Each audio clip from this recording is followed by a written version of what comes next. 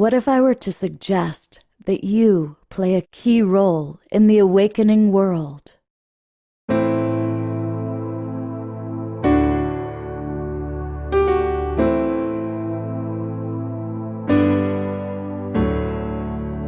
that you are watching this because you have heard the call.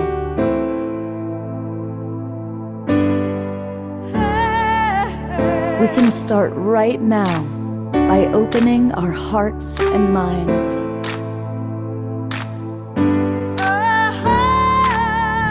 Welcome to the awakening world.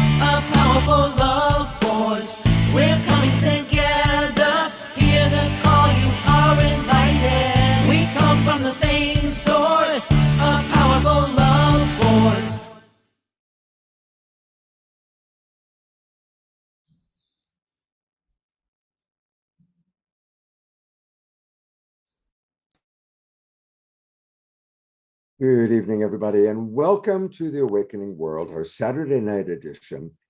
And I'm really excited because we have a really fascinating group of people that are going to be with us tonight, people from all over the world, and they're all members of the Evolutionary Leaders Network.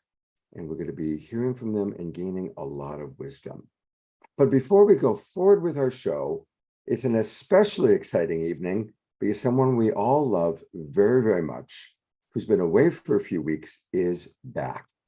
And of course, I'm talking about my co-pilot, the man who makes so many wonderful things happen, beloved Omar Shah. Welcome back home. Namaste and aloha, everybody. And it is really rather awesome to be back home.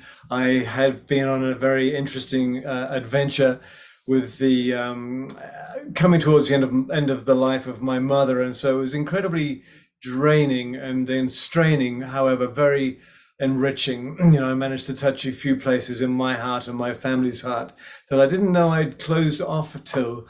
So maybe as we go along we can talk about that, but it's so wonderful to be here again, and I missed everybody. Well, and it was wonderful how you created all those videos for us. So we still played, your videos, and I showed some of the photos of you at Glastonbury. So you were very much. Yeah, exactly. A virtual presence. Yeah, it was funny because just before I left, Scott, you said, "Oh, I wish I'd asked for some videos," and so I spent the next 5 hours going, "Okay, let's do this."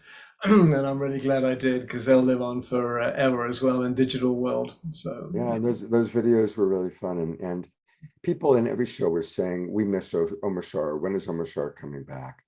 So here I am, and I'll play a little song now, and then we can get on with the rest of the show. Okay. How about that?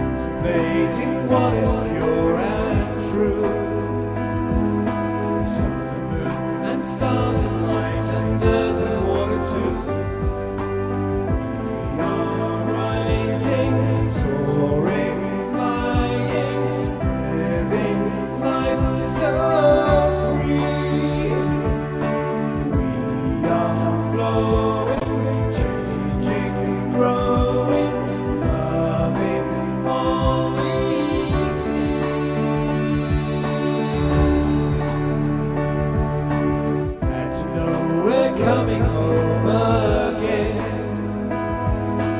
Open hearts and open minds and open doors of loving friends. Look at the one who's standing by you now.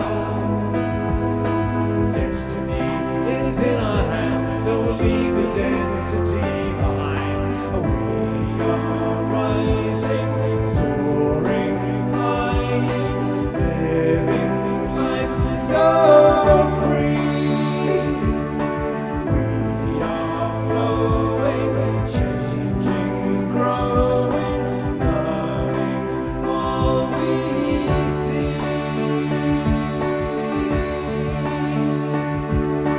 Turning to the face of those who need the light of truth to help them turn the other cheek and turn around.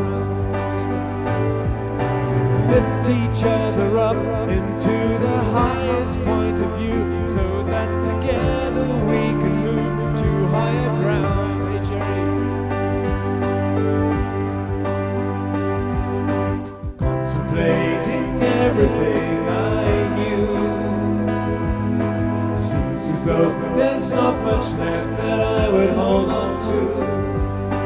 Contemplating what is pure and true. Sun and moon and stars and light and earth and water too. We are rising, soaring, flying, living life so free. We are flowing, changing, growing, loving all we see. Turning to the face of those who need the light of truth to help them turn the other cheek and turn around. Lift each other up into the highest point of view so that together we can move to higher ground.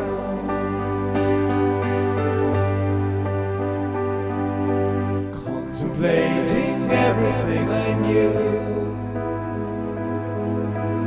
Seems as though there's not much left that I would hold on to.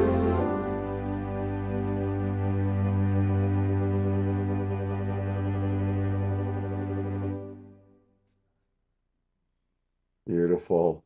Welcome back, Omashar. Thank you, Good to be brother. back with us live. Fun. I feel at home, and that is really important to me. Well, this is your home, and we are your family, and we love Yes. you very much. Welcome home, brother. Thank you. Namaste. Absolutely. And we will have more Omashar later on in the show, of course. So tonight, one of the things I really enjoy about this show is I get to have co-hosts. And there's certain co-hosts that I get really excited and actually almost a little nervous when I have. And tonight I have one of my favorite people, Rev. I love to call her Rev Deb, but for the first introduction, I will introduce her as Reverend Deborah Moldow. And she is, of course, the person who really brings together members of the Evolutionary Leaders Network. I think this is our 4th or 5th show that we've done together. And they're always great shows with amazing teachers and leaders from all over the world sharing their wisdom. So welcome, Reverend Deborah Moldow, who from now on I will be calling Rev Deb because I love calling her that. Welcome. And I love that. And I love being uplifted by Omashar's music. Thank you so much. It's so from the heart. It just, it lifts us all. Thank you. Thank you. And Scott, just a joy to be back with you. It was Here we great to are. finally meet you in person in Sedona in March. Wasn't it? It was beautiful being It together didn't in feel like Sedona. we had never met, right? I know. But it's beautiful when we've worked with people and then you finally meet for the first time. And what you put together, and I want to say, a lot of you heard about it. The retreat she put together in March in Sedona was extraordinary. There were 80 people, I believe, all members of the Evolutionary Leaders Network. And it was just one of the great weeks of our life. It was very, very special. Wow. Yeah. Wow. Thank you. And of course, I didn't personally put it together all by myself. We had a wonderful team headed by the Source of Synergy Foundation and Purpose Earth. So, but it was a very special event. And tonight is a very special evening. Tell us a little bit about tonight, and I know you've got an introduction. Okay, I'm excited about this. First of all, I always love to do these shows where I get to invite members of the Evolutionary Leaders Circle. As you all know, Scott is a member, and all of the presenters tonight are members also. And what does that mean? Does that mean they're the ones, they're the leaders? No, of course not. It means they are among the amazing visionaries who are attempting to raise the consciousness of humanity before we fall off the cliff that seems to be coming toward us with all of these climate emergencies and political strife. And, you know, there's a lot to be concerned about on our planet right now. And I know that all of you who are with us this evening, everyone who's in the Zoom room with us, the wonderful Global Peace Tribe, and everyone who's listening or watching this program on Facebook through the Sign Network, all of you are part of this evolution. And what you do counts. It makes a difference. So the evolutionary leaders, our tagline is in service to conscious evolution. Now, where would we get a term like that? Well, from the extraordinary late Barbara Marx Hubbard. I'm sure many, many of you know her work and were inspired by her work for many decades. And this program is Barbara inspired. So, Barbara, we welcome you in spirit, and we welcome you through our guests this evening. So after we've had an extraordinary sound bath by Dr. Ivy Shadia, and if you've heard her before, you know that that's going to lift us even higher, because that woman knows how to raise the frequency in a beautiful, deep, inspiring way. So after that, when our guests speak, we're going to be focused on codes for planetary awakening. And these codes, well, I'm not going to say too much about it because Juan Carlos Kaitan, who worked closely with Barbara for many, many years, he's going to be our first speaker, and he'll let you know what this is about. But just to understand that we're not talking about some sort of code like there's a formula hidden away somewhere in a cave, and once we get that, then we'll know what to do. No, it's about the codes that are within us, that are embedded in our very DNA, that we are activating at this critical moment here on planet Earth. So as Scott said, we have a very diverse group now. We have the wonderful Dr. Elizabeth Saturis, evolution biologist. I can't wait to hear her again. It's always a joy to be with her. We have Ken Kitatani, who's working now with the United Nations. And I have to say that I met almost all of these people for the first time at the United Nations. And Ken is a very active member of the NGO community there. And I'm going to tell you a big secret. The NGO community at the United Nations is like the heart and soul of what happens there. So there are many dedicated diplomats and particularly wonderful people who work in the agencies and departments of the United Nations. But they call the NGO community the conscience of the UN. And very beautiful work goes on there. There are many spiritual NGOs who are affiliated with the United Nations, like the one I worked with, that promoting may peace prevail on earth. So anyway, that's where I met Ken. That was through that community that I met Elizabeth. And Barbara, we brought Barbara Marx Hubbard to the United Nations. Of course, she had been there before, but she insisted on bringing Juan Carlos with her. And finally, we have with us Mindahi Bastida. And Mindahi is an Otomi native to the part of Mexico where I live. And he has taught me so much about our relationship with the natural world and our responsibilities. So we have wonderful speakers. We have Dr. Ivy. You'll hear from Juan Carlos Kaitin. Is he going to be next? Yes. Or do we have yes. something else first? Okay, let's just No, see. if you want to see introduce Juan Juan Carlos. Carlos, and then we will, in about 10, 12 minutes, go to Dr. Mama. Yes, so can we see Juan Carlos with the other guests, please, We on the can. screen? There he is. And I want to give a special shout out to Juan Carlos because I went to visit him in Tepoztlán, amazing city that's like the Sedona of Mexico, that's south of Mexico City. And that's where we hatched this program. And Juan Carlos suggested our amazing speakers. So couldn't have done it without him. So do we have time for him to speak first before we do the meditation? Yes, please. Okay, wonderful, wonderful.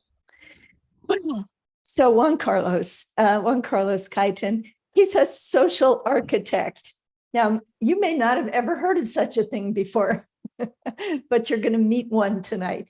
And he was inspired by the conscious evolution framework that Barbara Marx Hubbard worked on for many years. And he worked closely with her for more than 8 years, developing and implementing her famous wheel of co-creation and a diverse array of social synergy tools. And he's worked in Mexico, in the States, in Europe, in Egypt, and all of our guests tonight have worked all around the world and sometimes together. So I'm going to let Juan Carlos Kaitin tell you why this evening we're going to be discussing codes for planetary awakening. Thank you. Thank you, Deborah. Thank you, everybody. It's such a pleasure to be here with all of you. The term of codes for a planetary awakening came to me when I was living in Boston. I quit the corporate world. I was working as a subcontractor for GE in Albany, Schenectady, New York. And I said, I'm going to quit. This is not the place where the world is going to make a transition or my contribution. And I said, God, I want to work for a planetary awakening. And I ended up opening a coffee house and awakening the world and people with espressos, mochas, and cappuccinos, early morning 7-Eleven. That was my first approach to planetary awakening.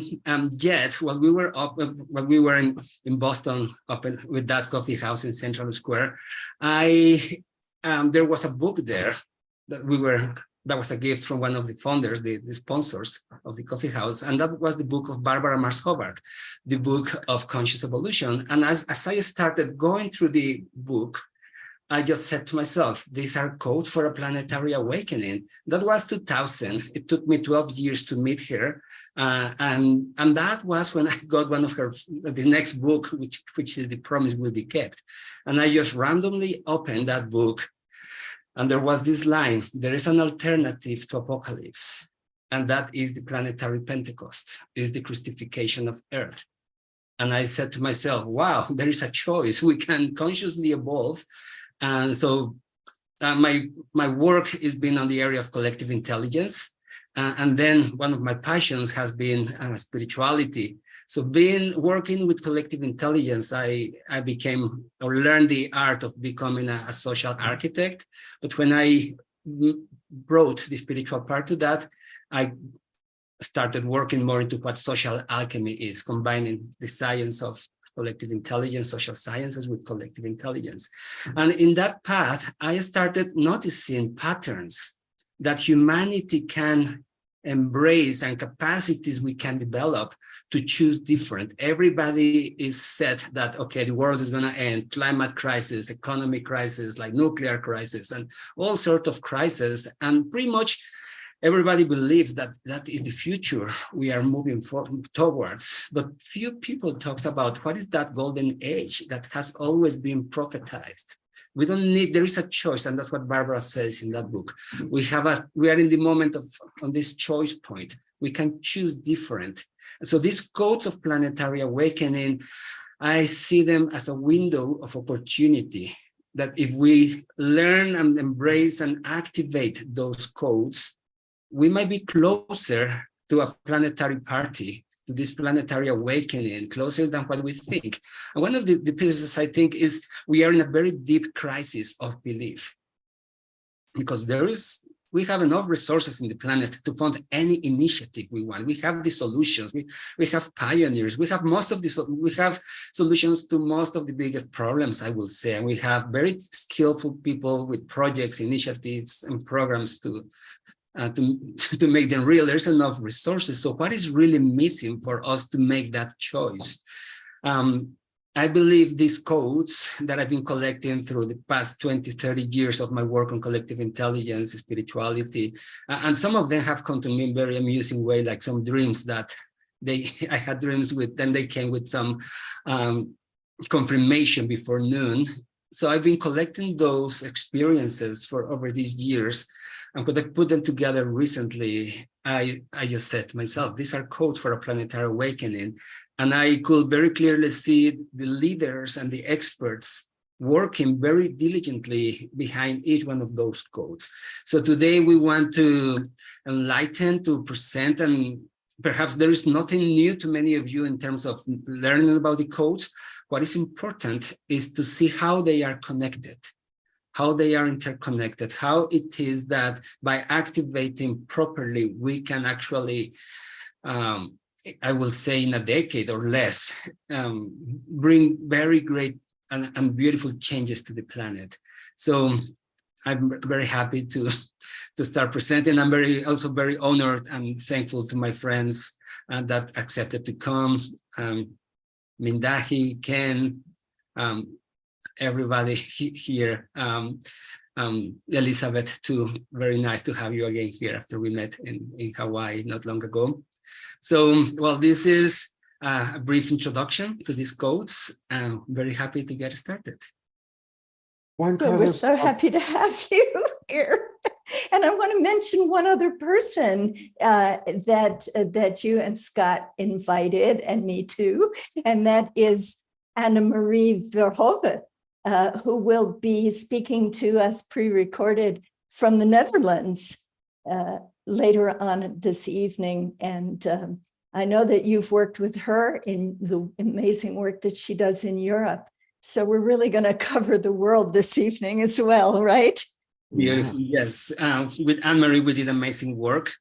We did work with Barbara Marshobart, with Don Beck, and we got them to bring some of the codes in which the spiral meet the wheel, and we did some very interesting work in Monterey with Anne-Marie, Barbara, Erwin Laszlo, activating some of these codes. So we will share more about this. The amazing Erwin Laszlo and the late Don Beck, who was one of the major pioneers of spiral dynamics. So this is going to be a very rich conversation this evening. we have like 3 or 4 minutes before I'm going to turn it over to Dr. Mama Ivy Shadia. So question for you, Juan Carlos. As we listen and learn tonight, how can we apply our understanding of this to our daily lives? Well, as Deborah said, we are already living these codes. These codes are part of us, and we are just remembering the knowledge that is coming from the universe.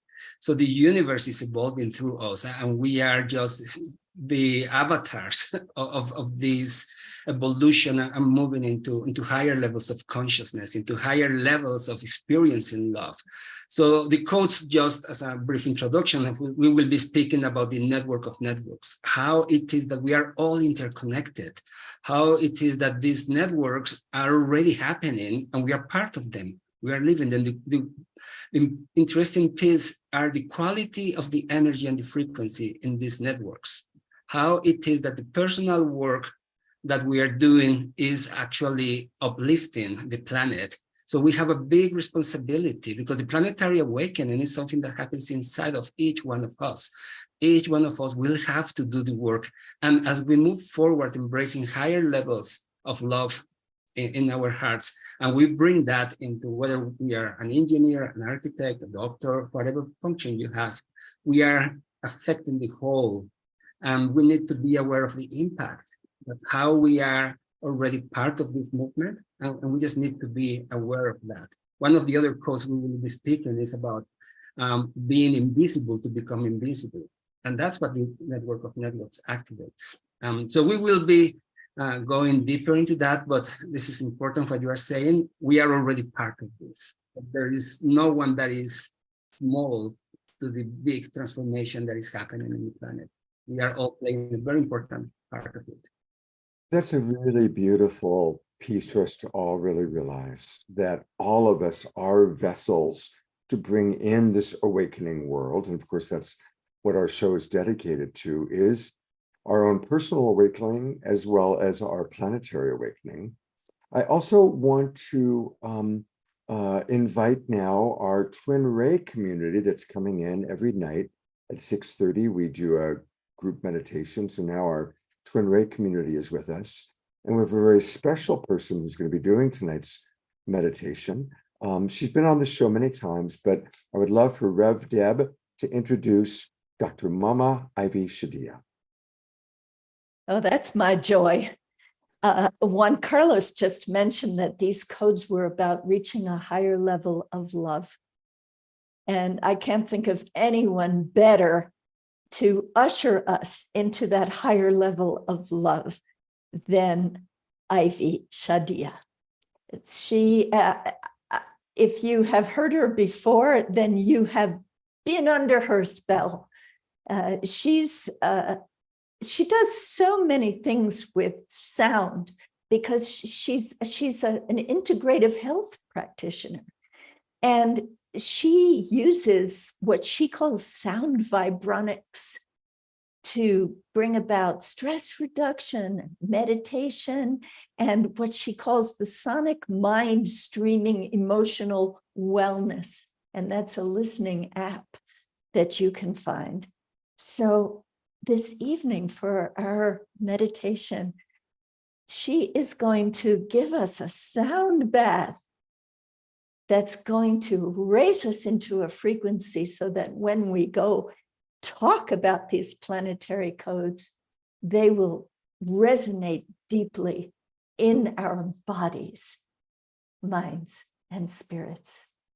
Dr. Ivy Shadia.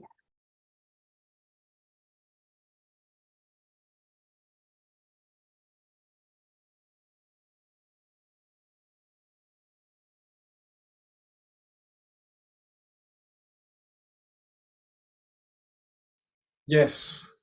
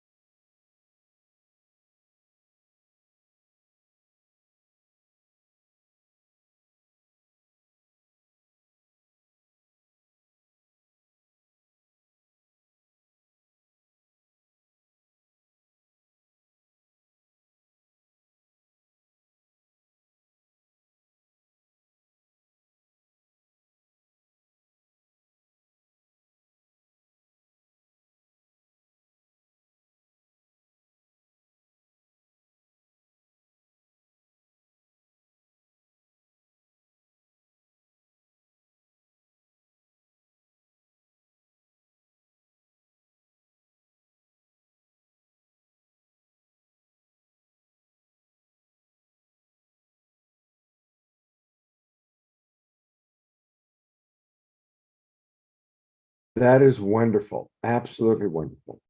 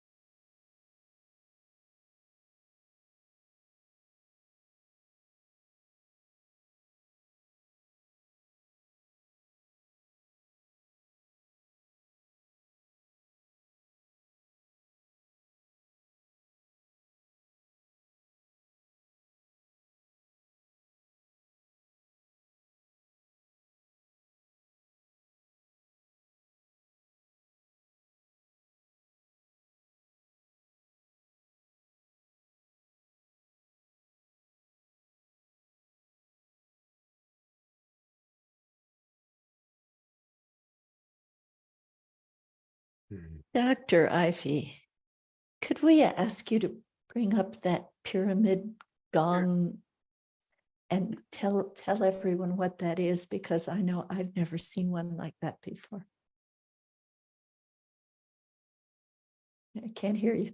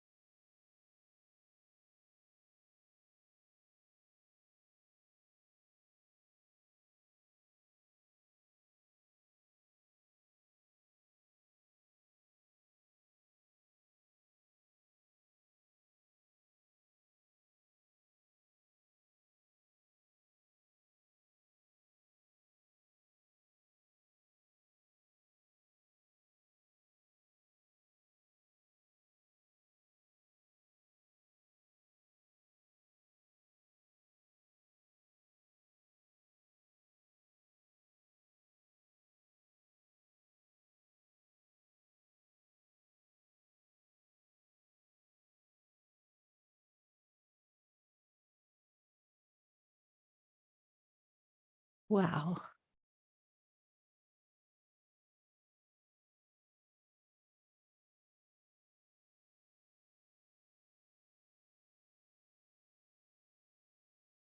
Magnificent. Dr. Ivy, I think this is probably your 7th or 8th time on the show, and it's always such, you bring so much love. And as people are chatting up, I hope you can read all the comments in the chat box, because so many people are giving thanks right now. And I do want to direct people to her website. And this is a wonderful place to go, where she provides so many of her sound vibronics, her sonic mind streaming meditation events. And it's drivysoundspa.com. drivysoundspa.com. And that's where you can really just drop in. She provides so many gifts for all of us on this website. And of course, that's also where you can, join her group and learn more about her. And there we are. Dr. Ivy, we love you so much.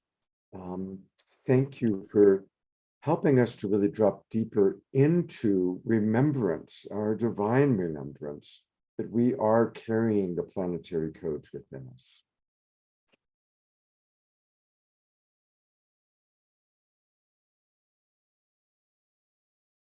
Beautiful. Well, And- Rev and Deb, bringing us what- to a place where we can receive and give as both as the star beings we are, and also in our earthly form. Very special. as there's so many comments that came in, I'm going to read just a few. Eleanor Joy writes, "What a gorgeous sound bath, very healing and peaceful, beautiful meditation. It was also medication for some of us. Very Just healing. just what we needed to connect us right back to God, to the source. Eye and crown chakra is now wide open." Mm. Thank you. Thank you. Wow. And you have a very special guest that you're now going to introduce us to. I do. And you know, Scott, I love all of my evolutionary leaders. I know you do. But Elizabeth, I've loved for a very long time, almost 30 years now, Elizabeth, since we met. And you are so special to me in so many ways. And as one of our very first original evolutionary leaders back when we started, and now you are an elder in our community, and yet you always bring such a fresh perspective to every conversation. I just love to listen to you and to learn about you. Elizabeth is an evolution biologist. So you can all imagine what that means, that she actually takes this worldview of life on planet Earth and situates us and our human evolution within that continuum. And I love, we have the bios of everyone, all of our members of our Evolutionary Leaders Circle on our website at evolutionaryleaders.net. And many of them have given us quotes. And I love Elizabeth's quote.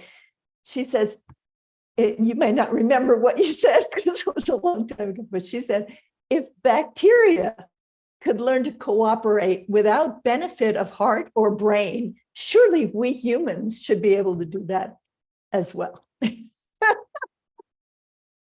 So I'd like to bring on Juan Carlos Gaitan to speak a little bit with Elizabeth about why you wanted to invite her to this particular conversation. Thank you. Yes, thank you. And lovely to be here with both of you. Thank you for joining us, Elizabeth. Well, as I shared these quotes for a planetary awakening, I've been collecting like a series of 20 of them, and I believe they have to be connected in one way or another. I remember, when I was at the Pachamama Alliance symposium and I brought that to Mexico, there was a video of you speaking about the butterfly and what happens when we come together and we make the impossible or possible. So I would like you, and then when we met recently in that conference with Kalan in Honolulu, you told me about the pockets of coherence and how it may be that when we bring all of these pockets of coherence together, I think that we will be activating in a way the power of 8. What will happen where those pockets of coherence, meaning small groups of people in communities across the world, connecting, activating something like the power of 8, like reaching a high level of frequency, and then connecting as a network, and then moving into the element of everybody all at once, having an imprint in the morphogenetic field. Then we can move into the activation of what I believe is the power of love, that frequency based in love. That's one of the quotes I've been receiving and studying, and I have seen those in dreams, how that power can activate and create like a immediate spark of light and love in the planet that could take us to a very rapid awakening.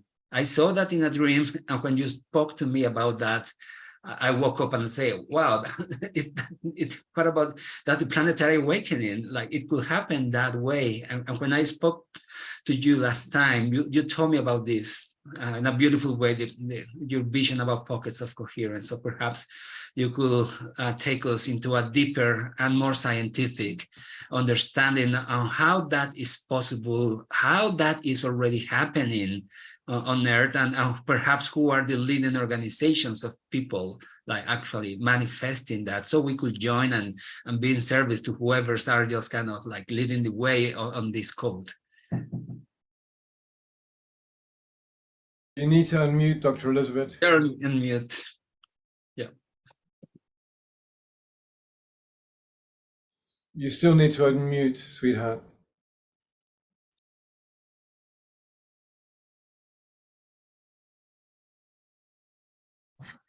I'm sorry, I thought the host had unmuted me. Mahalo, Juan Carlos. Aloha, everyone from here in Hawaii, which has been very much in the global news recently. Speaking of those high vibrations, I want to thank, first of all, Dr. Ivy for that gorgeous sound bath. And because of I'm following up on her, I think the first thing I'd like to really mention is my keyboard metaphor of vibrations. It comes from the ancient Sufi notion that cosmic sound is of an even higher vibration than light, and then our human sound on our planet in our physical world comes next to light down in frequency. If you look at all the frequencies of the universe as an endless keyboard, then you see matter in the low, slow keys, the lower, slower vibrations. And as you move up the keyboard, you get into electromagnetic energy. And Einstein showed us that the music is transposable back and forth, that it's the same thing, these vibrations. And then as we move up, we get into beyond electromagnetic energy, into the non-physical. Gradually, you see these vibrations become less and less material until we are up in mind, spirit, and cosmic consciousness within which all these vibrations happen. So you are not a body with a mind. You're a body, mind, spirit. You're all of that whole continuum.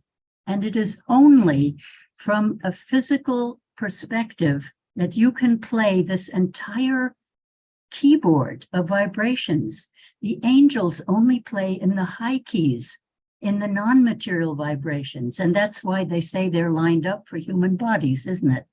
Because only from a human body do you get that deep, rich resonance of the physical world and are able to take your mind through the inner world. As you watch the outer world, we also watch the inner world all the way up to the highest possible vibrations, which we connect to in meditation. You can see the one-page version of this keyboard on my website, which is simply saturus.com, my last name.com, so that anyone can download it and look at this in more detail.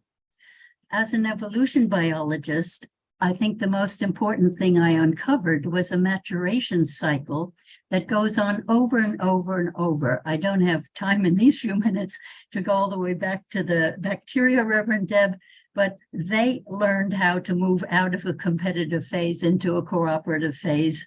And then the big cooperatives that they invented had to go through their youth and mature into the cooperative phase. And we humans are now at the end of about 10,000 years of empire building, top-down, youthful kinds of expansion economies, just as our own bodies expanded up to adolescence. Then we had to become cooperative at one size, right? So what I learned from this maturation cycle is that we're at the end of this era of empire. It is collapsing. These big systems are now, we know, unsustainable, and they are coming down of their own weight. And our job is to move into the mature phase, which is, of course, the phase of caring and sharing for each other, sharing, loving, building that better world that we've all dreamed of, and now is the time. So I have many examples of people doing this all over the world now. It's not just in America, it's everywhere. And some of my favorite examples are, for instance, the Global Eco-Village Network, where eco-villages from all around the world on all continents have now been united through Ross Jackson's funding so that they can help each other, not have to reinvent the wheel every time there's a new community, can share what they've learned, can speed things up that way, and can develop this, imagine them, each one of them as a light on the planet. And those lights then connect with each other. And we have other wonderful examples. Well, in the US, we have BALI, the Business Alliance for Local Living Economies, where the businesses are trying to set up so that one business's waste is the next one's food. Just as in nature, where everything is recycled, that's part of our future learning. And I believe that things are very, very serious now. I don't think, Reverend Deb, that we're going to fall off a cliff, but we are going to have to navigate our way through a kind of narrow channel into the future, where those communities that learn to care and share, to take care of each other, to be able to do that, to feed and nurture each other, to have enough water to get through that bottleneck channel, then we can take the inspiration for doing that from so many other examples. Let me mention just a couple of them. The Sarvodaya, Sarvodaya movement in Sri Lanka, founded by Dr. Aryaratne, who you know. And I've been in his home in Sri Lanka and seen that. has 15,000 little hamlets and tiny villages, all helping each other bootstrap in their development. And their children are taught to meditate from a very early age on just two principles: inner peace and generosity. Imagine that world in which we are each a peaceful being focused on what we have to give to others. Isn't that beautiful? It's kind of all we need. Now, in Spain, in Basque Spain, there's the Mondragon cooperatives, some of you may have heard of, and those are a case of urban cooperatives rather than the rural ones. So we know how to do that too. 40 years or more ago, a Catholic priest went around to all the places where young people hang out and said, what if we build a new culture that's not communist or capitalist, but based on loving human relationships? And again, I urge you, go to the Mondragon websites and see. They have their own university and their art museum and their hospitals, and every business is co-owned, and no one can earn more than 6 times the lowest salary. They got through the bad recession in 2008, helped the rest of Spain recover, and now they have their products, which are buses and washing machines and all kinds of industrial equipment, are sold all over the planet. And anyway, that's a good urban example. So I don't want to talk too much longer here because I know we have other speakers, but I do want to say that I've been studying the climate situation now for 40 years, first with Jim Lovelock, later with Jim Hansen, and those are the 2 best climatologists I've ever known in my life. And back then, 40 years ago, when Jim Lovelock came to visit me on a Greek island where I lived, he said, Elizabeth, pray for the next ice age. We're due for one, but it looks like we may be tilting the planet into the opposite, into a hot age. I believe we have done that. We have given Earth the kind of fever she's had before, but never while humans were around. We've survived many ice ages, but never a hot age. And that's only about as much hotter as we consider normal as an ice age is colder. So it is possible for us to survive during a hot age, but we'll have to look very carefully at where we try to build our communities and how we can help each other to survive in the future. So let me just say that, you know, here in Maui, we just had this, and in Maui, Hawaii, we just had this terrible explosive fire in a whole town. Canada is burning across the whole of itself and pouring smoke down into the United States. Greece is burning. These things are happening, and they will happen faster and faster. I believe nation states will absolutely go broke trying to remedy these situations, and we will probably have to rely for our cities for one thing. And I love that there are alliances of mayors, because cities don't have armies. They don't waste their resources on making war with each other. We have to end war. We have to find ways of taking the profits out of warfare.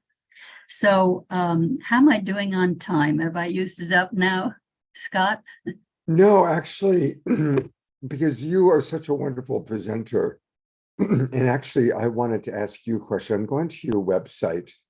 And when you were on our show before, you spoke of the wonderful book that you wrote, Gaia's Dance, The Story of Earth and Us, a children's book for grown-ups. And I was so touched by that book, and I got a copy of it. Would you be willing to just share with people a little bit about that? Because I want to encourage people to get this book. It's so beautiful.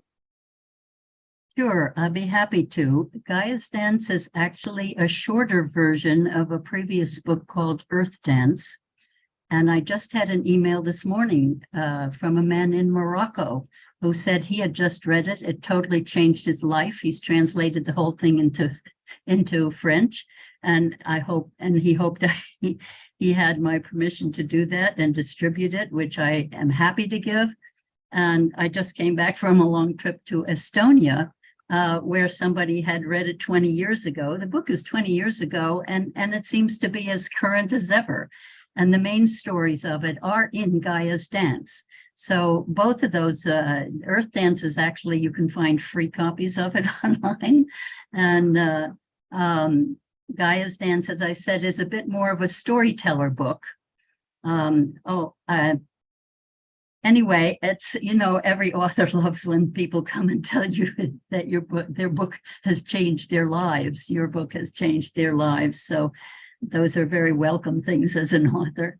And I do hope people will enjoy the stories of Gaia's Dance. I just finished a manuscript for my last swan song, and it's going to be called Vista and is about worldviews, how my own worldview evolved over these many years up to the age of 87. And anyway, thank you for the question.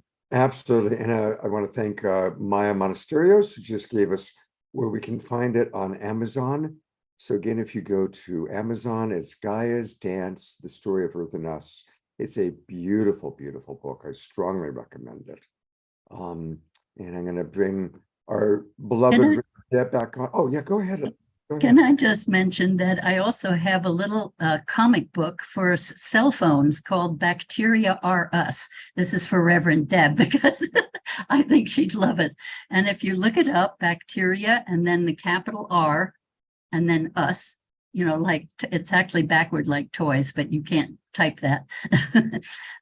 It is available in several formats and it should show up on your cell phone. And it's the story of how the bacteria invented us as big taxis to get around in safely. I love it. I love it, Elizabeth. And I love you. And I'm going to share another thing that I love that you said, apropos of absolutely nothing, just because I want to share this with everybody. You said you love emojis. And tell us why you love emojis. Oh gosh, I have to think back to this. Okay, I'll tell you why you love emojis. You love emojis because they're the first language of emotions. Yes, exactly. And you're so right. They take us out of our heads. And, there's so many heart emojis and wonderful, ways to express love, even to somebody that you wouldn't dare ever say, I love you to, but you could write a heart emoji, Just love it is the very first language. It's the first language of emotion, the first alphabet for emotions. Alphabet for emotions. That's what you said. Yes. Thank you so much for being with us today, dear Elizabeth. And I'm so glad we caught you on your return from Estonia, that you've been halfway around the world. And blessings to your beloved Hawaiian home, because Pele is certainly speaking loud and clear right now, and not in a happy way. Yes, thank you, Elizabeth, for having us, for joining us. And I believe everything you say is definitely taking us to this. I see this light of love coming into the hearts of everybody. And all of these projects that you mentioned are taking us to a critical mass. And we may have a rapid awakening as society. And that's a moment that can just happen. And I love the way you are describing that as a possibility of hope that could happen anytime. Yes, Elizabeth, can we make this evolutionary leap together? You give us hope. Thank you so much. Thank you. So I did meet Elizabeth for the first time at a conference for the United Nations in San Francisco back in 1995. And our next guest is also an evolutionary leader that I met originally through our mutual work in the NGO community at the United Nations, and that is Ken Kitatani. He serves as executive director of the Forum 21 Institute. And he's also doing some very particular work at the United Nations right now, which maybe we'll get a chance to hear about today. In addition to working with Juan Carlos and Mendahi on the protection of natural sacred sites. And I am very interested to hear more about your work, Ken. So I look forward to Juan Carlos speaking with you about the codes for planetary awakening. Thank you and welcome, Ken. It's lovely, great to have you here. I was just with both of you in Tepoztlan, not at the same time with some few days of difference. And when I was talking to Deborah, we were talking about the purpose of the evolutionary leaders. It's not about the many projects that the evolutionary leaders are doing, which is great, but about the frequency at the heart of the wheel of co-creation that Barbara speaks about. What is the frequency that the evolutionary leaders are holding that is bringing an imprint into the collective consciousness? People might speak a lot about books and theories, but when people is holding the frequency inside, that brings deep change and transformation. When someone does an act of love, an act of compassion, in action rather than just talking about that. And I would like, one of the quotes is about the fearless power of love. I believe that in this moment, we don't need to fight back the people that are the wrongdoers. It's about loving back. It's not fighting back, but loving back. And this has to do with reaching a mastery of a frequency inside of us. So I would like you to speak about how it is that we could reach and hold that frequency, because I believe that frequency, when we go into higher frequency, then we can also look into the social architecture of social systems. We can have a deeper understanding of how we can evolve economy to the economy of love, governance into a new, more compassive governance, education. All of our social systems can evolve when we have enough people with higher frequency that can find a better way, and when there is also a big enough critical mass of people that are ready to embrace a new economical model, new governance model, new ways of education that will bring higher consciousness and will bring us to the peace that we are talking about. But this is peace and ascension by design, starting with the change inside of us and activating this code, the fearless power of love. So when I heard you speak about that, I say, wow, you are holding, you are embodying that code, and I would love you to share your path and how that could be possible. So thank you for joining us. Welcome. Thank you, Juan Carlos, for the invitation. And again, I'd like to thank Deborah, Reverend Deborah, Rev Deb, for the introduction. And again, as she introduced me, we've known each other for quite some time. I've known Juan Carlos, I think, for over about a year. We connected actually through the evolution leaders, different types of groups, but especially through the indigenous cosmology and the work that we're doing in that space. But we've also had other mutual connections, like Laura George, Kurt Johnson, etc. And again, we share a common ancestry, that is Japan. I don't know if many people know that. And also want to thank Scott for hosting this wonderful event, for inviting me. So as Deborah mentioned, I do a lot of work at the UN through the NGO community. But today in particular, I'd like to talk about the where I'm coming from, specifically the ancient wisdom tradition of Japan, that is the indigenous spirituality of Japan, known as Kan-nagara, the path of Kan-nagara. And in terms of its cosmology, it shares the cosmology as all indigenous spiritualities and cosmology is very, very similar. But in particular, the cosmology of Japan, the indigenous spirituality of Japan, and that of the Mesoamerican culture of Mexico, the South Pacific, Hawaii, etc., is almost exactly the same.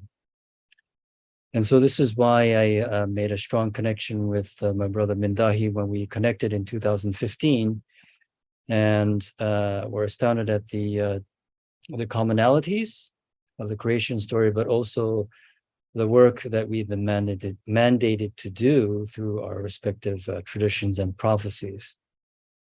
So I was in Mexico last week visiting Mindahi and his family, and then we went to Tepoztlan, and I met Juan Carlos there. I had no idea he was there or living there. And so this is the first time we met. So it was a very, very wonderful a chance encounter, so to speak. And so we sat in ceremony and had much time to talk about these topics. So jumping right into what we have been talking about, what we are talking about today about the codes. I think what you have been inspired to speak about, what you have downloaded, so to speak, and what you've shared and studied with Barbara is quite extraordinary. This is something that I think has been talked about in all of the ancient spiritual lineages, but using different language. But I think now is a time in which these codes are coming out.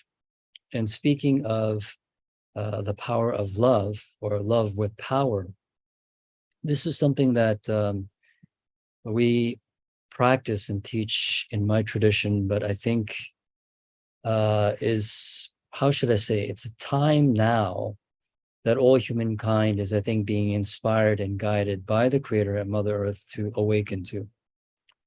And so there are many things I can talk about, but I want to talk about the common points that have been brought up already by Elizabeth. The point that she brought up of caring and sharing, and then as we transition from an era or period of competition to an era and period of cooperation. In my tradition, we talk about the transition. We talk about this as a transition from materialism to spiritual orientation, or the material-centered age to a spirit-centered age. Doesn't mean that we're going to abandon materials, but means that all aspects of the civilization that we live in now, the material-centered civilization, will be spiritually reoriented, which means that the spiritual principles will govern all aspects of science and technology and everything that we know about in society. So it comes down to the frequency, the consciousness. And as we all know, I think all of us are like-minded practitioners and like-hearted people. We are seeking the truth. We are seeking spiritual evolution in everyday life. I'm talking about all of us who are participating in this call. And we are doing best to elevate and raise our consciousness or raise our frequency. Now, the wonderful thing is, at least the way we explain it in our tradition, is that the Creator and the universe is helping us. The vibration of light, we call fire energy, is increasing every day and has been increasing for decades. And as this light energy, this fire energy is increasing, it's bringing about cleansing and purification. But that's necessary because what it's doing is it's detoxifying all of the toxins, all of the shadow that we have within our consciousness, collectively and individually. And light, as you know, dispels darkness. But when you bring in a lot of light, too much sunlight, what does too much sunlight do? It burns, it cauterizes, it purifies. So this is why, as this light energy, the sun energy, fire energy is increasing, yes, it's cleansing and purifying, but at the same time, it's releasing and it's allowing us to elevate our consciousness. So the consciousness and frequency of the highest dimensions are coming down to the third dimension and getting stronger day by day. So the point is that the Creator and the universe is forcing all humankind to elevate their consciousness, whether they like it or not. So this is why we're living in an age where now, unlike the past, the more we can maintain positive and pure and loving vibrations, the more everything goes smooth in our lives.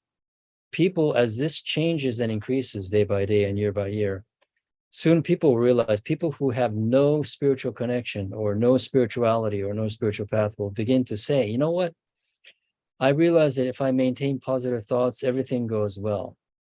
But if I issue negative vibrations or say negative things, then things fall apart.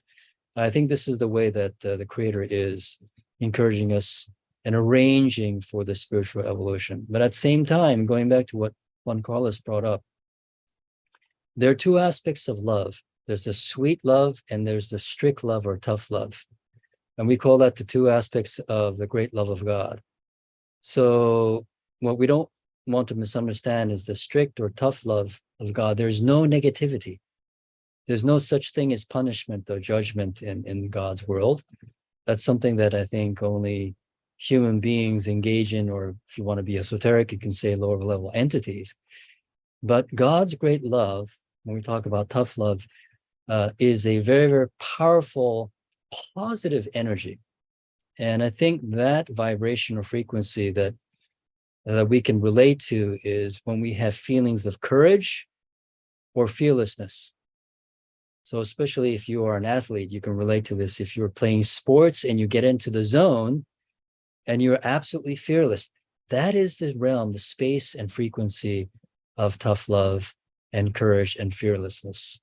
And that is the love which is absolutely necessary to maintain peace and equanimity and gratitude and love when we are being bombarded or attacked or under duress and stress. So I think it's important to cultivate both aspects of the sweet, compassionate, kind love, but at the same time to also cultivate this tough love within ourselves, which already exists within ourselves. Yes, that is God's love. That is a true vibration frequency of God, the creator in the highest dimensions. We say that in the highest dimension, there's only love and joy. We tend to forget joy. Joy is also a very, very powerful frequency of the divine world. And so one sign of spiritual elevation and spiritual evolution is that you become happier and happier, and you become able to manifest more of this compassionate love and tough love. Now, as we know, in our deepest consciousness, there are 3 levels of consciousness. There's a conscious mind, subconscious, and deepest consciousness. And so we need to really work on cleaning up the deepest consciousness, which contains both this light of love and joy, but at the same time, that is also where we have our spiritual toxins and our shadow. And so as we work on purifying and cleaning up this aspect of the deepest consciousness, as the shadow decreases, then naturally our own divine true radiance will become uncovered and will expose itself. It's just like clouds being removed from the cloudy sky and the sun exposes itself. The reason why I'm talking about this is because Juan Carlos is talking about how can we maintain this pure, powerful love for the longest periods of time, right? Yes, we can tap into that for moments throughout the day, and maybe we can maintain it for several minutes or an hour, maybe longer than that. But our goal is to be able to maximize that length of time. If we can get into that space and stay in that space 24/7, then yes, we have achieved that highest level of frequency. So I think our task is to work together with as many like-minded people, like-hearted people in the world, so that we can encourage one another, help one another to raise this frequency so that we can also maximize this frequency and also maintain it for longest periods of time. And I think through resonance, this will then accelerate the process of the collective conscious change of consciousness. And do you have a practice that you'd be willing to share of how you come back into connection with divinity? Because what you're talking about is so important. And so as a role model, you'd be willing to share a practice that you utilize?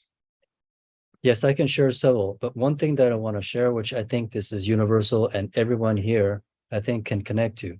If you look at all authentic spiritual traditions, true esoteric traditions, they all have a practice of what we call the principle of 2 wheels. So if you look at the 2 wheels of a cart, if both wheels are turning, the cart moves forward. In other words, evolution. But what happens if only one wheel is turning? It goes around in a circle. What are these 2 wheels? One wheel is what all true spiritual practices have, some type of technique or methodology to purify, in other words, detoxify the body, mind, and spirit. And that could be anything. It could be meditation, it could be mantra meditation, it could be fasting, it could be jogging, It could be forest bathing, walking in nature, all of these practices, whatever the practice is, it could be even dancing, meditation, any practice like that is a methodology to help detoxify and purify the body, mind, and spirit. So that's one wheel. The other wheel, all esoteric traditions have both of these wheels. The other wheel is constantly working on maintaining a positive vibration and striving to elevate the consciousness. Now, we're trying to do this. And what this means is that when a negative vibration comes up, we need to do our best to diffuse that negative vibration as soon as possible. Now, having a negative vibration come up is not a problem, because that negative vibration comes from the shadow within. All we have to do is over time decrease and eliminate that shadow, then no more negative vibration will come up. But we're still on this path, this journey. So when a negative vibration comes up, it's okay. Okay, it's just being stimulated, it comes up. Our job is to do our best to diffuse that negative vibration as soon as possible. Because if we maintain negative vibration, then we start to accumulate more toxins. Okay, so you can do whatever you want, whatever you need to diffuse that negative vibration. So I think this is what all of us on these spiritual paths try to do.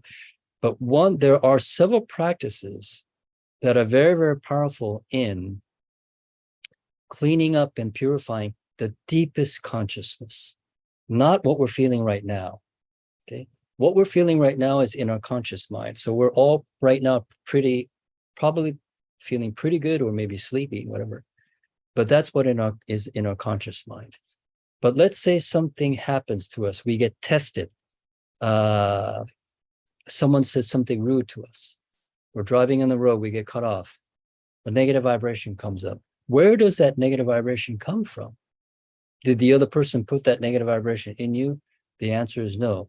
That negative vibration is the shadow, comes from the shadow within the deepest consciousness and floats up to the subconscious mind and floats up to the subconscious, then conscious mind. So there are practices that we can engage in that will help to purify and eliminate the shadow within the deepest consciousness. So I'll just mention one or two, and all spiritual traditions have this. One is a gratitude practice. To say the word thank you in any language at least 500 times a day. I recommend 1,000. And it doesn't take that long.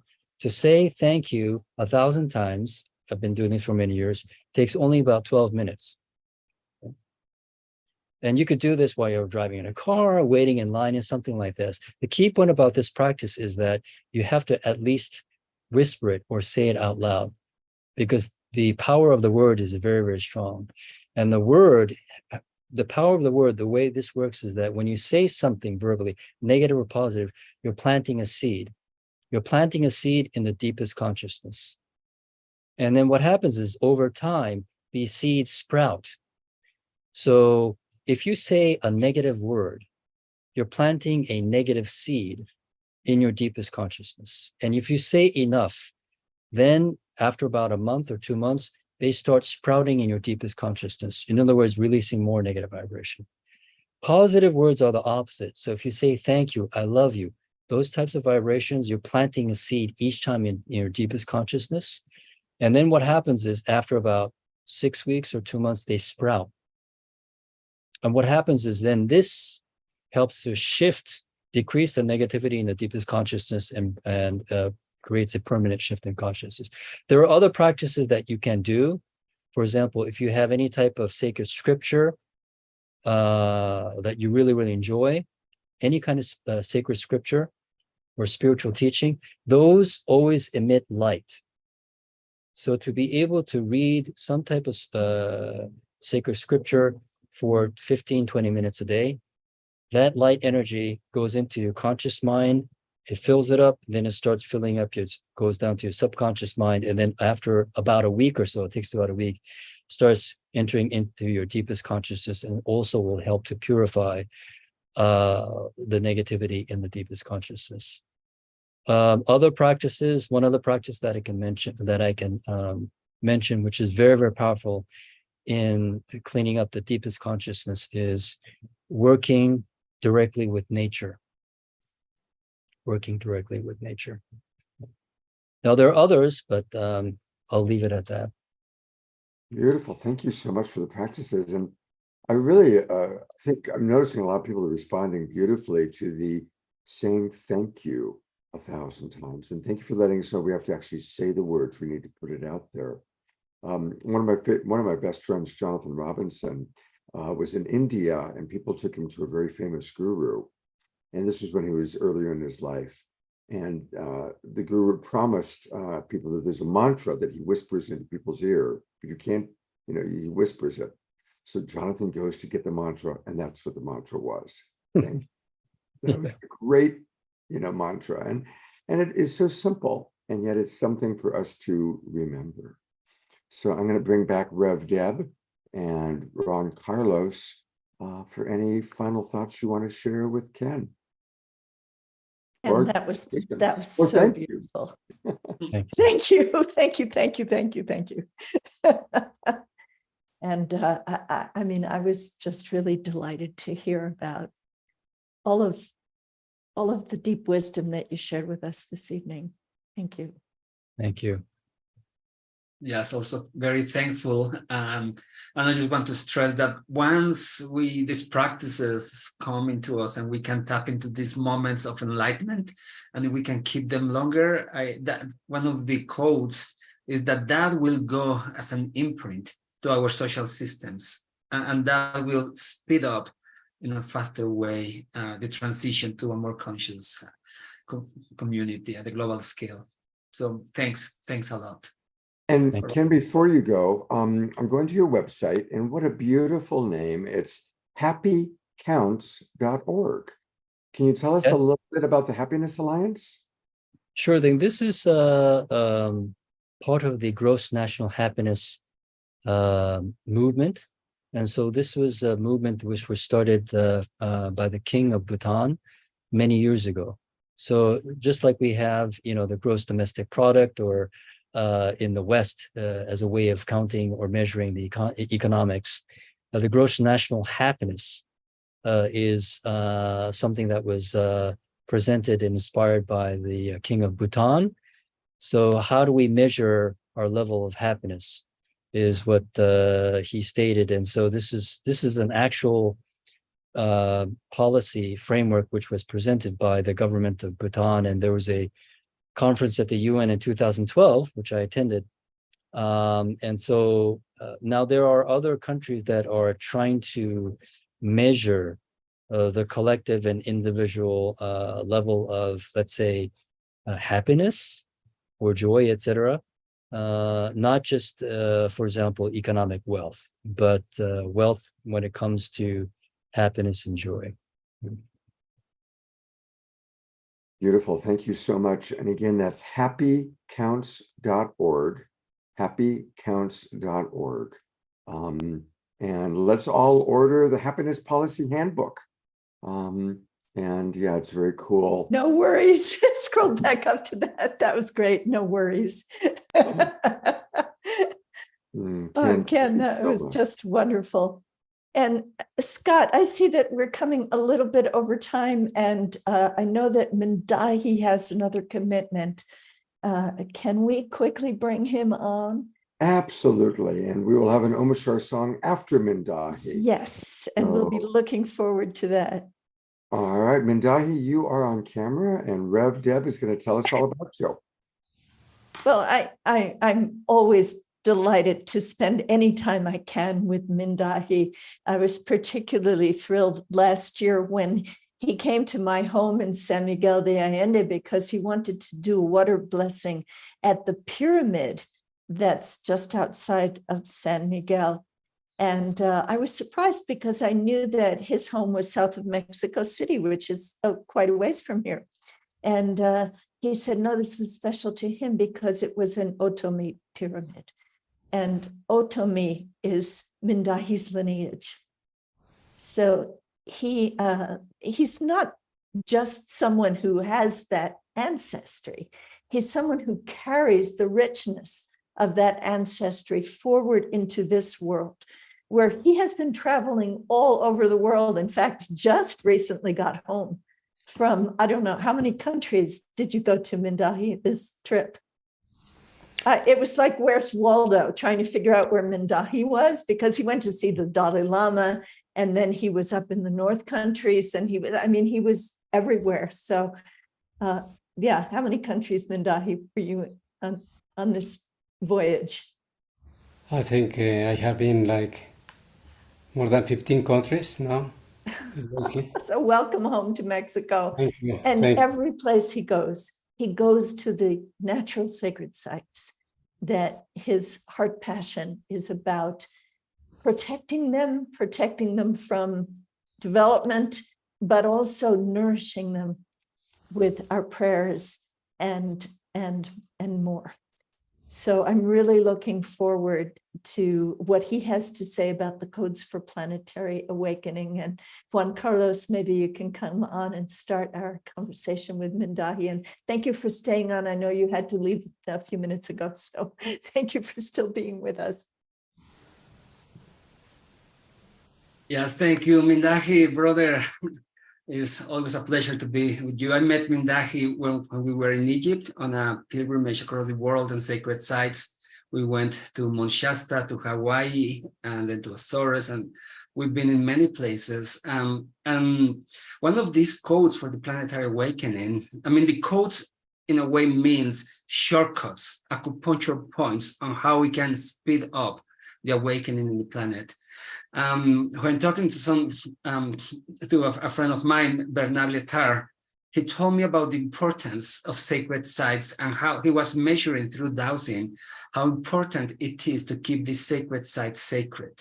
When doing ceremony with indigenous leaders in Mexico, they do pilgrimages and ceremonies in sacred places, because they know that if we don't do ceremony, if we don't do these pilgrimages across the ley lines, the consciousness on earth will go crazy. And if we do ceremony in those places collectively and keep those sacred sites as sacred, doing ceremony with the higher frequency as possible, that's acupuncture to the planet on how we can activate higher consciousness. So this is a very important code for our planetary awakening, keeping the sacred, doing the ceremonies in those places, because what I have seen or what I have experienced is that we open portals from heaven to earth. And as we raise vibration in a sacred site, which help us to reach higher levels of energy because of the energy of the place, then we can go faster, and creating this cylinder and bridges of light from heaven to earth is a very important code for all of us to be very actively working on it. So Mindahi, you're the expert. Would you like to share about the importance of this type of work, what type of work you are doing, and well, I've been joining and giving a hand in terms of this network of sacred sites, doing ceremony at the same time, and the many efforts and importance of this as a code for a planetary awakening. Thank you, hermano. Gisenwa siku gisenwa si kwada gisenga sinana si dada si akte tigmewa rasukoi hirasukoi kwa dine kyunki ki chalamoi chalashudi dine kyunki ki Tio ha si makame makata. Brothers and sisters, it's a great pleasure to be with you. Thanks to the original grandmothers and original grandfathers. We acknowledge Father Sky and Mother Earth and the celestial bodies as our family. We acknowledge the four sacred elements of life, but also we acknowledge the tree of life in the center, which connects the underworld with the Father Sky. And we acknowledge that we are here not forever, just for a while. And we acknowledge that we have misbehaved for such a long time as human beings, as a species. And this is the time to behave. to remember who we are. We, as original nations and peoples, we know the work we have been doing. We know that we are nature. We know that we are thoughts. We know that we are spirits. And everything around was spirit. But this anthropocentric way of thinking is killing life, is killing ourselves. Because we think we are the most intelligent species in this planet, and we are not. Actually, we are the problem. But we can be the solution. Because, of course, there are individuals, but the individual doesn't exist if there is no collective way of thinking, collective way of doing, collective way of feeling, and collective way of coming together. No, nobody can live on their own. We need the air, we need the water, we need the soil, we need the clean energies, we need the wind. How come we have come to this place, to this crisis? How come? What kind of things we need to think about, to carry out? So that's the reason we talk about original instructions, original principles, original tasks, because we say that every single being in this world got their mission, and the mission we believe as original nations and peoples, as human beings, is the care of life. If we are not doing this, we are not evolving. And we know that we also have special places in our bodies as this Mother Earth, and those are sacred. Mother Earth got a heart, a womb. Mother Earth got a belly. And this Mother Earth is suffering. And Father Sky is suffering, is crying.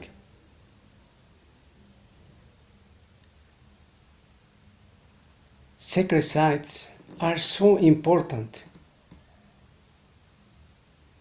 because they give us the energy that we need as a species.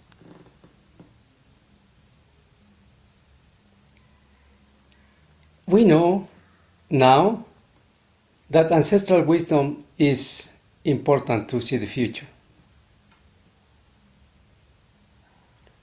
Of course, we cannot live in the past, but we can acknowledge the past. We can learn from the past if we want to see the future. But also we cannot see the future. We cannot live in the future if we don't know who we are. What is the importance to be here in this world? So today we know as well that 80% of the biodiversity in the world is in indigenous, so-called indigenous original nations territories. Let's not take it for granted. There is a sacred relationship in this task. We are nature. How we interrelate each other is how we are going to foresee the future.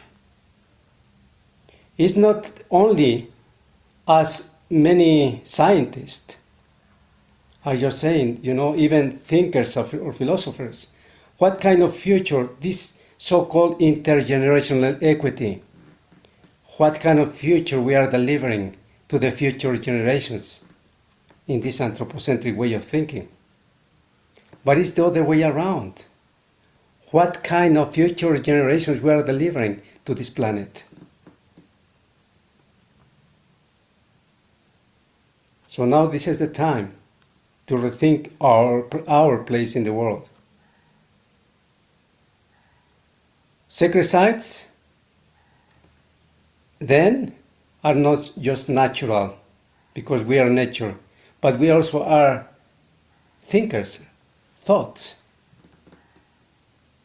And as my brother Ken was saying, it depends how you direct your thoughts.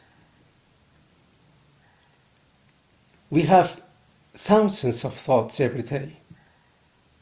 Most of them are worthless, negative.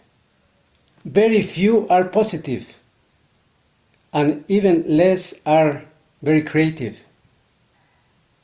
We just received in 2013 some earth mandates to protect sacred sites.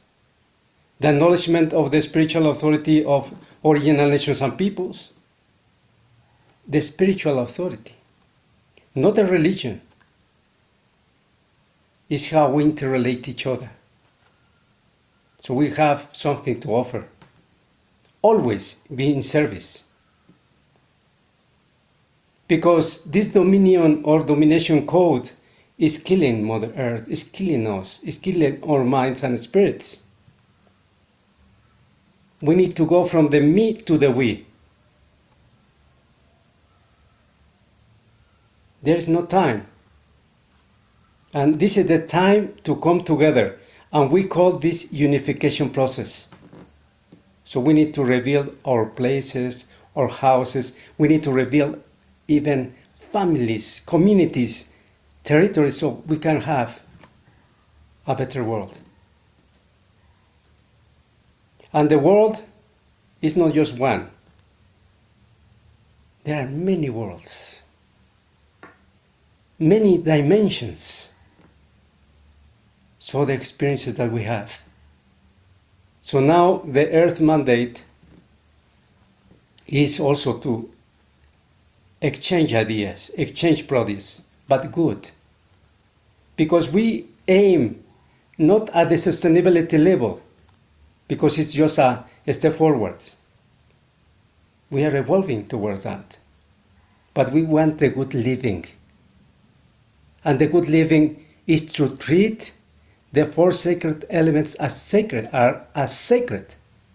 Because water is not a resource.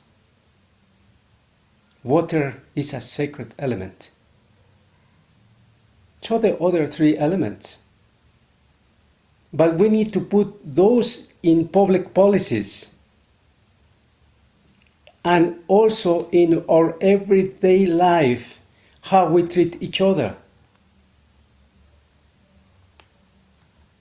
I just want to share with you that my grandfather always stood up and gave a greeting to the sunrise, acknowledging that moment at a noon, at a dawn, when the sun sets. Just those beautiful moments when you receive the cosmic and all the energy that exists in the universe. Those practices are always very powerful. Why we are coming together? Because we need each other. It's not our problem. It's not just our problem. It's our problem. Everybody's problem. So it is beautiful. Now, when we receive these instructions, think beautifully. And think beautifully takes a lot of time, takes a lot of effort. Because we want to bring clean ideas. Clean ideas is all what we need to clean ourselves, to clean ecosystems, to clean the environment, to clean the bioregions, and to recover our place in the world. We need to regain collective dignity. It's not an easy task, but we can do it. So now we call these sacred sites biocultural sacred sites, because it's the place where the energy emanates. And that's why we can have this energy. When you visit a sacred site, you can feel it. Actually, we have seen some very special confirmations. You enter to the place in a sacred way. You ask permission to the entities, to the deities, to the spirits. And you are there to acknowledge, to give back, to offer, to give offerings and payments. Those are the spiritual payments. And it's not easy.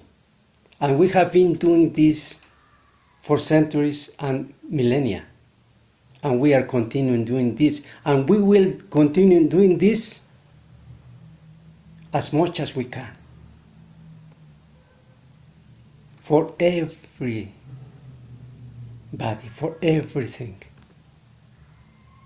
That's why when we say all our relations, we are not talking just about human beings. We are talking about plants, animals, minerals, and even those entities that we cannot see but we can feel. It's so very, very beautiful. The time I was in Kona, together with my brothers, I saw these beings. They do exist. But it's beyond our rational way of thinking, because it's mystery. And you know why we say what we say about mystery? We don't want to know what is mystery. We don't want to understand what mystery is. We live in mystery. Then we can transcend. Then we can evolve.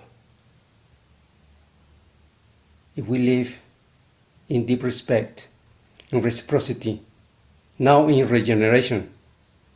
Because there is no climate justice without climate restoration, without bioregional restoration. So this is the time to come together again, as families, as communities, as nations. So this is a very big task. At the same time, it's very simple. We have to put original instructions, original principles like love, like reciprocity, even precaution. When we carry out anything, we might affect others. One of the most beautiful principles of life is reciprocity. You cannot just take and take and take, but you have to give back. It's what nurtures life. And remember, we are not here forever, just for a while. Thank you very much. Kamadi Monshingentini Kwada, Monshingentini Ku. Hey! What an honor to have you with us, sir. Bringing up your compadres here. And if people want to learn more about your work, Rev Deb did find your website of the fountain, which I'm going to go to that for a moment right now. And perhaps you can tell us a little bit more just about the work that you're doing and how we can learn more about you and your beautiful, beautiful teaching. You know, the sacred territories, sacred cultures, sacred economics, is because we want to see the world intertwined, interrelated. Those borders, they don't exist in in the origins. These social constructs that we are learning in schools, they need to be changed. Even the curriculums need to be changed, because if we treat the land as a commodity, then it's in the domination code, it's in the dominion code. If we treat land, the territories, as sacred, then we have a different relationship. For us, for example, corn is sacred. It's a being, because it teaches the cycles of life. And the cycles of life always teach us how to live in this world, but we are not alone. Mother Earth is not alone. She got family. So we are travelers in this time and space.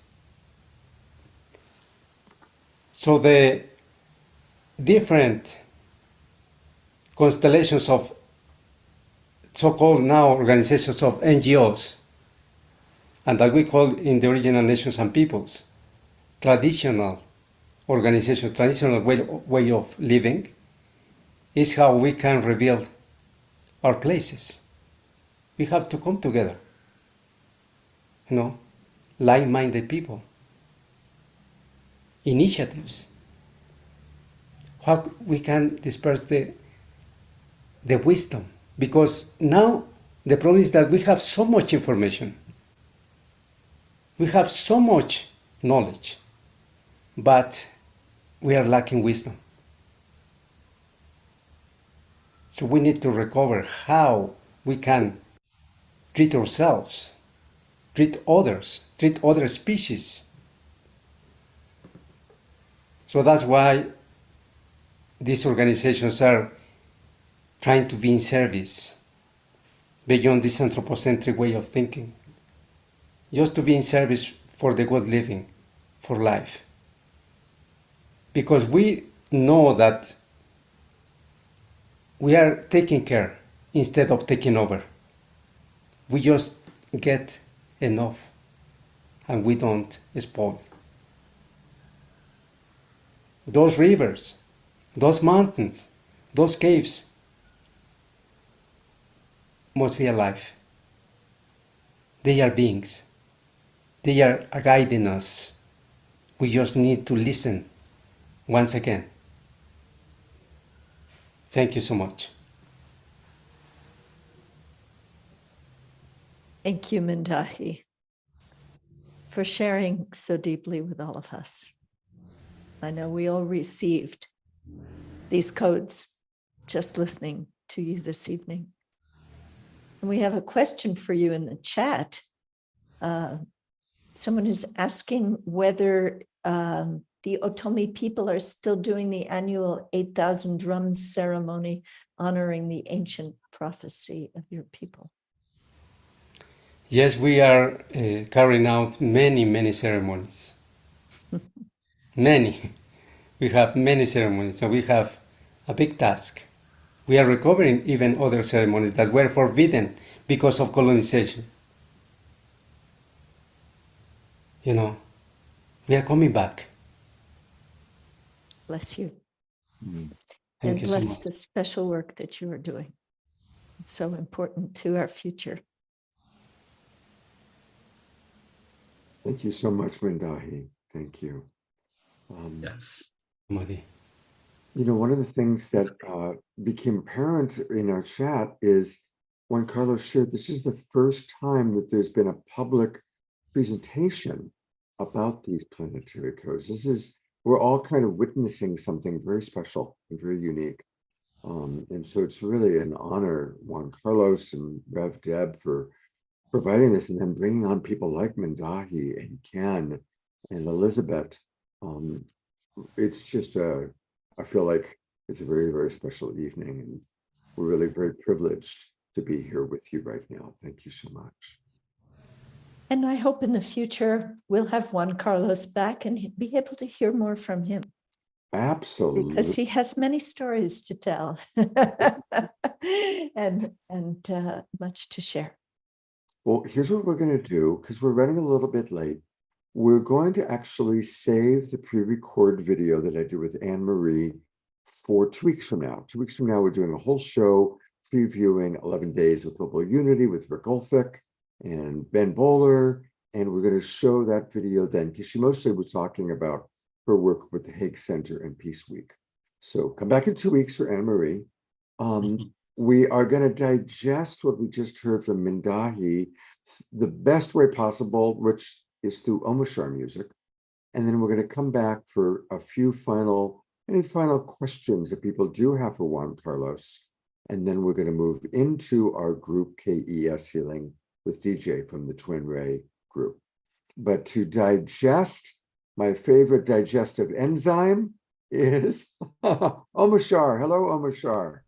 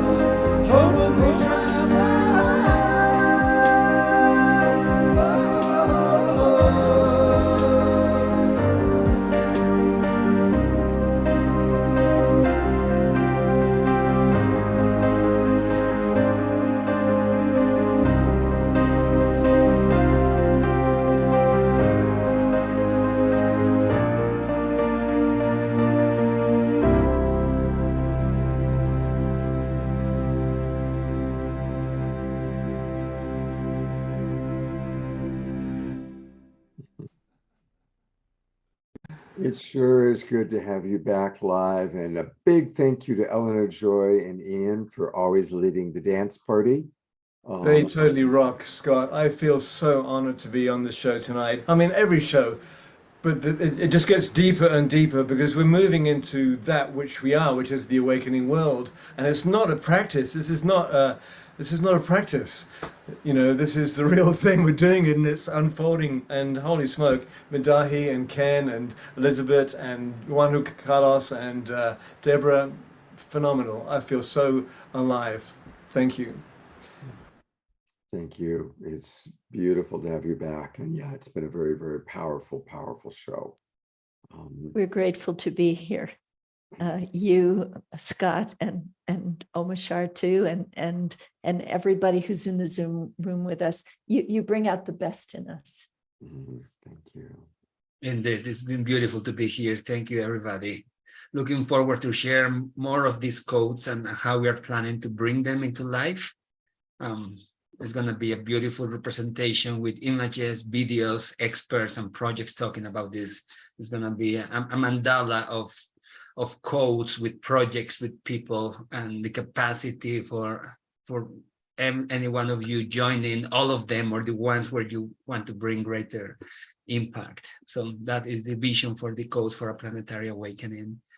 When we actually activate the genius in the planet and reach the critical mass of people moving into this planetary consciousness that we all want to live, and embracing this new age of interdependence, when we all become indigenous to this planet, where we learn to be like Mindahi is like an indigenous person is the one that didn't lose the connection to Mother Earth, and we can still talk to plants, stones, animals, and all of the spiritual beings that are always surrounding us. So let's walk together this path. I'm looking forward to share this road with you. Thank you, Scott, for making all of this possible. Oh, my pleasure. Thank you, Juan Carlos. And I, saw in the chat, so many people were saying, bring Juan Carlos back. Bring all these people back. We want to hear more. And so we will do that. Can we have everybody come on screen now? Can we see the gallery view and just have a moment where we all just say thank you, thank you, thank you. Ken Kitatani's prayer recommendation, I think, would be a lovely closing for us tonight. Everybody want to join me? Can we see everybody, Scott? Yeah, I've got the people whose cameras are on. Okay, but I don't about, see. Here we go. If you go to gallery view, upper right-hand corner, you'll see everybody. Thank you. Thank you. Thank you. Thank you. Thank you. Thank you. Thank you. Thank you. Thank you. Thank So you. much. Thank you. Thank you. Love, love, love, love, love, love, love. Gracias. Thank you. Thank you. Gracias a Thank todos. you. Thank you. Thank you. Thank you. Deep gratitude. Gratitude. Gratitude. Thank you. Thank you. Yes. Thank Yes. you. Juan Carlos. What have you started? Thank you. Thank you. Woohoo. Everybody. Thank you. Thank See you all. Bye-bye. Yeah. Love from Andrew and me. Now I'm coming back to us because we're not done. We still have the beautiful KES group healing that's going to take place with our beloved brother DJ, who's actually in the room right next door to me. So we're going to do that. But Rev Deb, do you want to, how would you like to conclude this part of the show? I thought we just did. You're complete? Okay. I think we're feeling those codes of planetary awakening through all of our wonderful guests. And my gratitude certainly goes to Juan Carlos for putting this together, and to Elizabeth, our beloved evolution biologist, to Ken Kitatani, who brought us some deep wisdom from the East, to Mindahi Bastida, who brings this indigenous tradition that is so profound that I just, every time I hear Mindahi speak, I want to do more. I want to be closer to the earth. And so this is how the codes come into our minds and hearts and spirit. And Dr. Ivy, who opened us to our star selves to begin this program this evening. So thank you so much, Scott Thomas, for weaving this beautiful program as you do every week and helping the global peace tribe to find one another and bring forth these codes of planetary awakening. Deep gratitude. Thank you. You know, you reminded me a little bit just now of Dorothy at the end of The Wizard of Oz, when she's saying goodbye to the Tin Man and to the Scarecrow. First of all, Scarecrow, so it's, you know, your love of all visionary leaders. I mean, you really are kind of our Pachamama of all the different evolutionary leaders. The love that you have for each and every one of us is so, it's very beautiful. But this community brings forth that frequency. And I think that is our mission as a community of evolutionary leaders. And by that, I mean not only the members of the Evolutionary Leaders Circle, but all of you who are part of this extraordinary transformation of human consciousness that's happening on the planet right now. Blessings. Thank you, Rev Dev. I love you so much. And we'll talk to you soon. Thank you. And stick around for the healing. It's going to be very powerful. Very powerful. So I'm just going to do a couple of very quick Global Peace Tribe announcements, and then we will turn it over to DJ to lead us. I'm going to stop the recording of this and start a new recording when we turn it over to DJ. So next week, we've got two very special shows designed.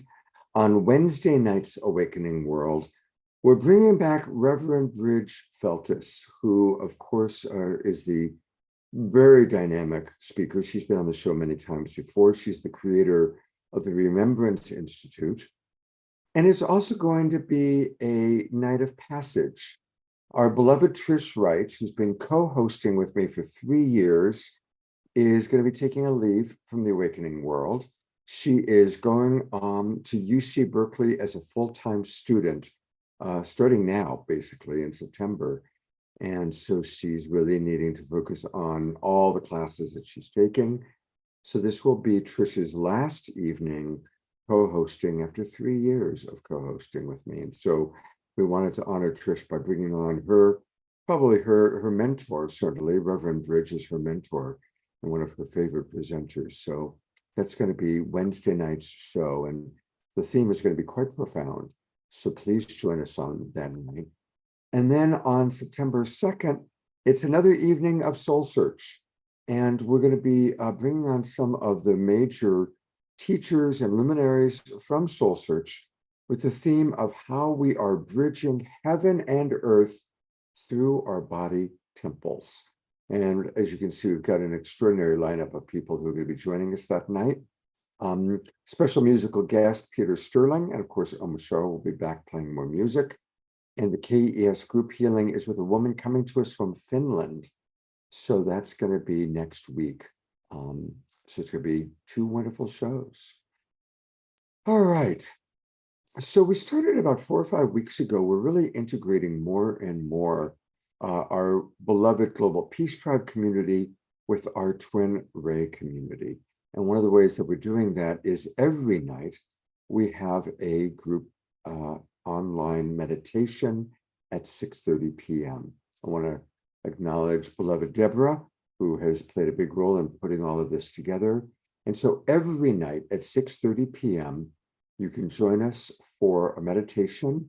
It's always presented by a different member of the Twin Ray community, or on Saturday nights, we integrate it in the Awakening World with whoever our guests are, just like we had that beautiful experience with Dr. Mama Ivy tonight. So join us at 6:30. I'm going to put the link into the chat box so that you know where it is, or here it is. You can take a screenshot, anybody watching on Facebook. What I'll do is I'll make it big for a moment. So if you are watching on Facebook, take a screenshot, and there is how you can join us every night at 6:30 p.m. And then the other way that we're integrating is now we are concluding every Global Peace Tribe show with a KES healing provided provided by one of the most advanced members of the Twin Ray community in the KES world. And so it's my honor to introduce somebody that I get to work with and I'm currently living with, my temple mate. This is beloved DJ. He is one of the two most devotional people I've ever met in my life, the other one being beloved Deborah. His devotion to awakening, his devotion to the Twin Ray is quite beautiful. And so DJ, can you tell for people that are new a little bit about what the KES healing experience is and how we can best enjoy what you're going to offer tonight? Absolutely. Namaste, everyone. And thank you, Scott, for the opportunity to be here tonight in service for this beautiful container. It's been a really beautiful evening and just a really inspiring group of beautiful souls here tonight. So it is truly my deep, great honor to be part of this and to be a vessel and a conduit for this light of Christ consciousness in the form of the Christic energy system to flow through me and to allow for great healing, great recalibrations, blessings and miracles, and anything that really each single beloved here can receive at this time. Just a little bit about me. I've been a student of Twin Ray for about 5 years and have really been very dedicated to this path and have taken all the certifications and courses, and now I'm part of the Twin Ray team and organization. So the KES system specifically has been very profound in my life, very profound for the community here and globally. And just recently with the last certification, we have been certified to offer this into a group container. So that's what we'll be doing. This is what a lot of the other KES practitioners have been coming on the show and sharing some of this, some of this gift and blessing. So as we begin this, Scott, did you have any other questions for me? Would you like me to really begin the session? You can go ahead and begin the session. Thank you so much. Yeah. What I would love to do is just share that this energy and this light can best be received the more we are anchored in the heart space. And gratitude being a beautiful theme of tonight. The more we can express and feel gratitude, the more we just open up our vessels to receive. And I would invite everybody just to take a moment right now to just really drop into your heart, close your eyes, and just take a couple of deep breaths into the center of our hearts.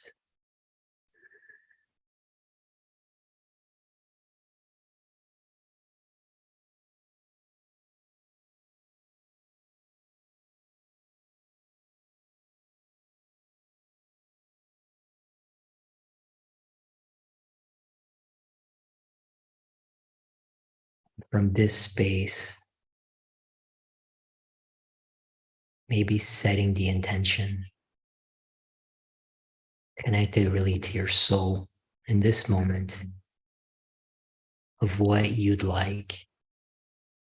What is the purest intention from your heart space for this KES group healing session?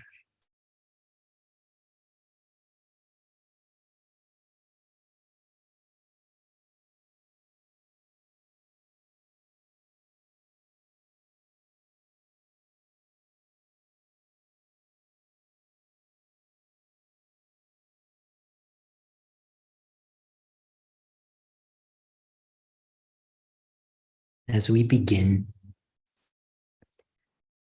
just allowing yourself to soften up to really soften your body, your shoulders, your upper chest area, stomach, your legs, your feet, just really softening and just witnessing the breath expanding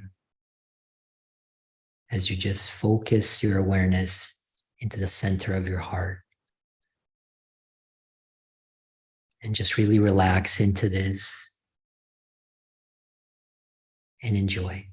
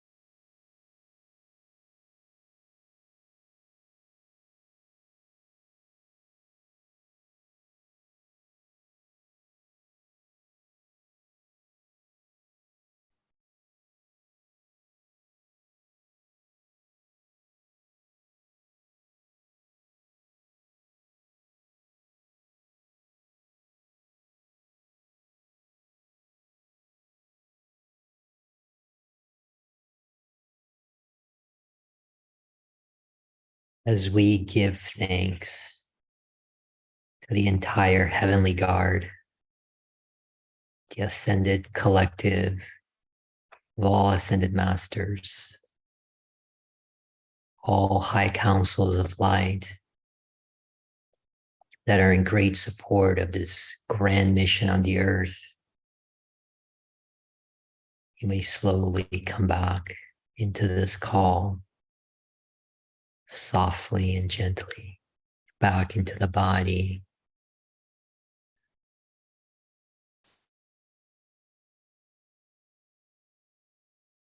Just feeling this beautiful gratitude just to be on the earth at this time. A great joy.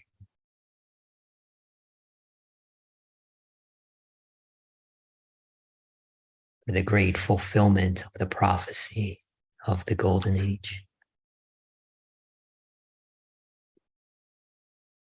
I thank you all from the depths of my heart and soul.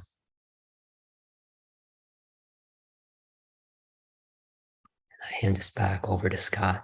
Thank you so much. Thank you.